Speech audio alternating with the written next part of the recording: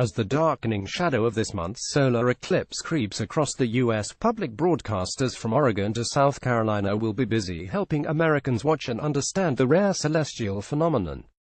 PBS's Icon Science series Nova is attempting its quickest production turnaround ever, taking feeds from multiple member stations the morning and afternoon of August 21 for Eclipse Over America, which airs that night at 9 p.m. Eastern. Miles O'Brien of PBS NewsHour will be in Idaho for a Facebook Live event. And Nova producers hope to insert up to 7 minutes of video from 2 jets sent aloft by NASA in Houston.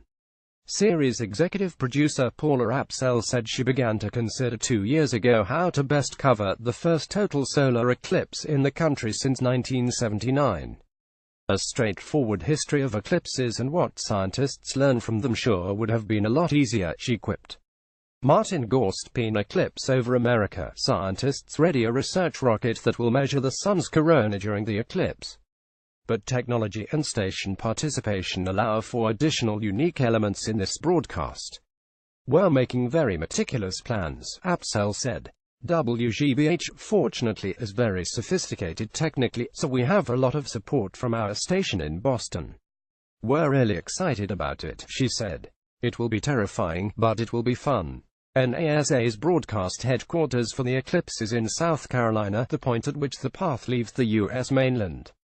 That's also home to the National Educational Telecommunications Association, which is distributing Total Eclipse Live produced by South Carolina ETV.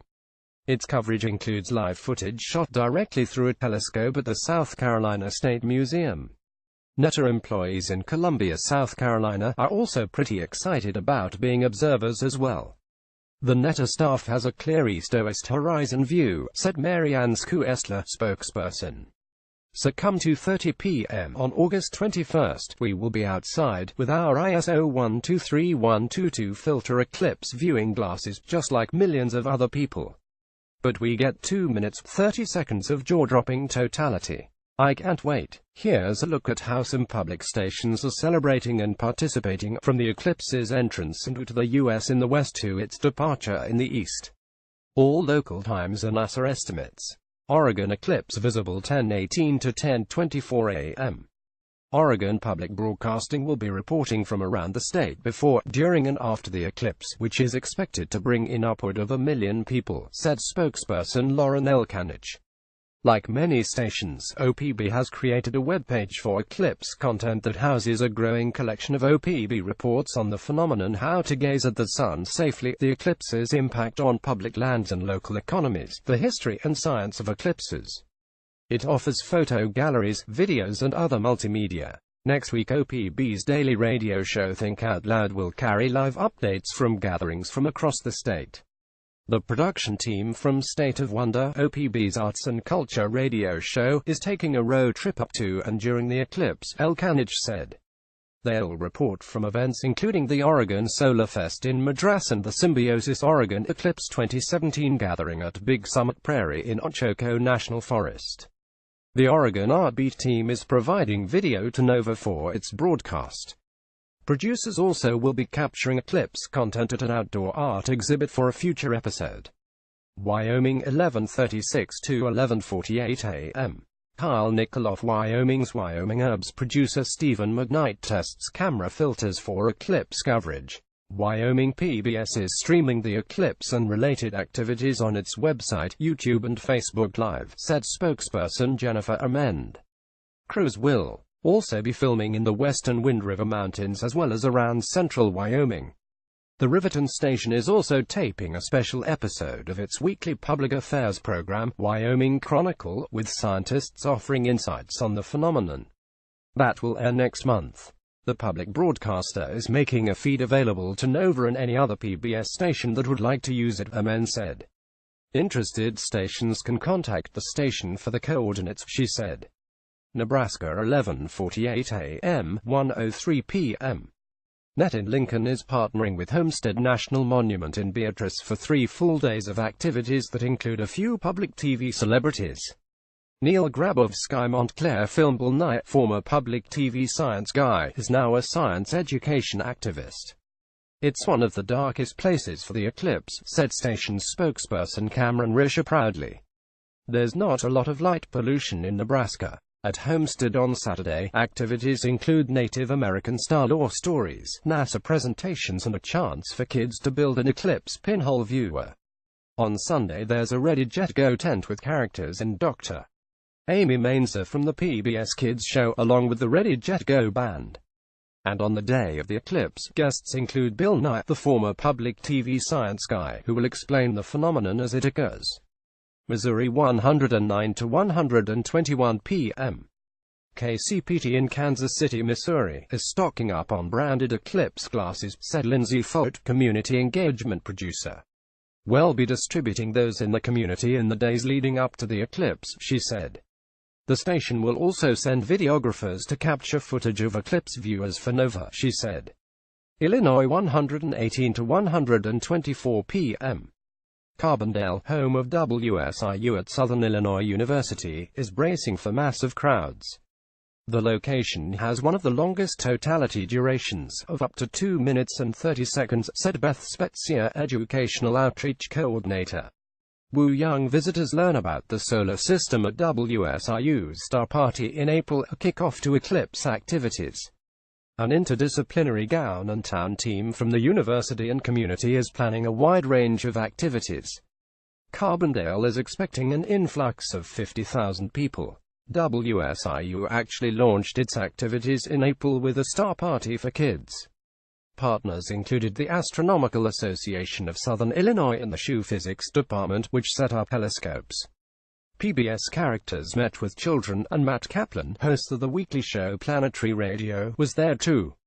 Despite the rainy day, more than 600 people attended. We're in quite a rural area, so that's a wonderful turnout for us, Spezia said. We drew from 33 communities, and many participants drove more than 50 miles to attend. WSIU Radio kicks off eclipse activities Sunday when it hosts Planetary Radio Live with Kaplan at SIU's Shyrock Auditorium. Isabel Lawrence photographers Matt Kaplan, host of the weekly Planetary Radio show, will be at WSIU for a special broadcast. For the day of the eclipse, it's an all-hands-on-deck situation, Spezia said. WSIU will present 5 hours of live TV that will be available in a national feed. The university cancelled classes. August 21st is also the first day of the fall semester, so some 20,000 students, along with faculty, staff and local residents, can gather in Saluki Stadium to watch the sun wane. Experts explaining the science will visit from NASA Adler Planetarium in Chicago and the Louisiana Space Consortium. The station is also creating an interactive online story map documenting all the SHU Eclipse Day activities.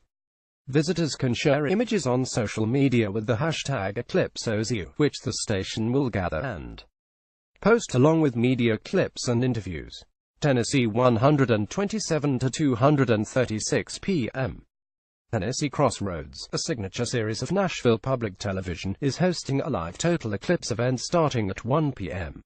August 21st on Facebook Live. Host Joe Elmore and correspondent Danielle Colburn-Allen will report from the Music City Total Solar Eclipse Festival at the Adventure Science Center. The station will also carry South Carolina ETV's extensive coverage on a multicast channel. South Carolina 239 to 248 p.m. Amy Crouch, lead producer for Total Solar Eclipse Live at SCETV, specializes in supervising coverage of complex live events such as elections. And that's exactly what this will be.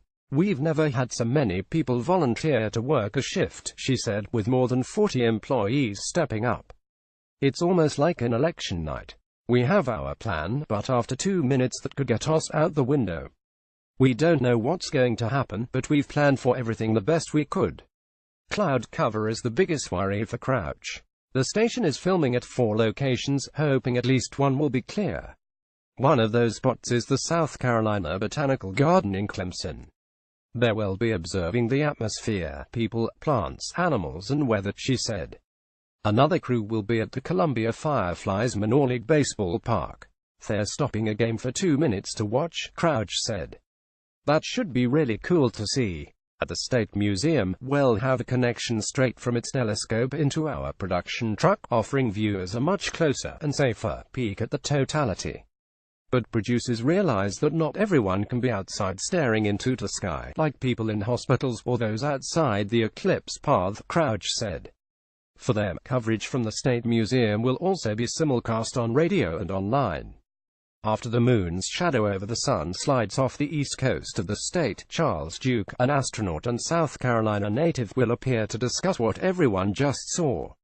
Through it all, ETV will be feeding content to Nova for its special. With all the activity, will ETV staffers get to see the totality for themselves? We're going to try and let everyone sneak out for a couple seconds to get a quick look, Crouch said. With additional reporting from Barry Garron.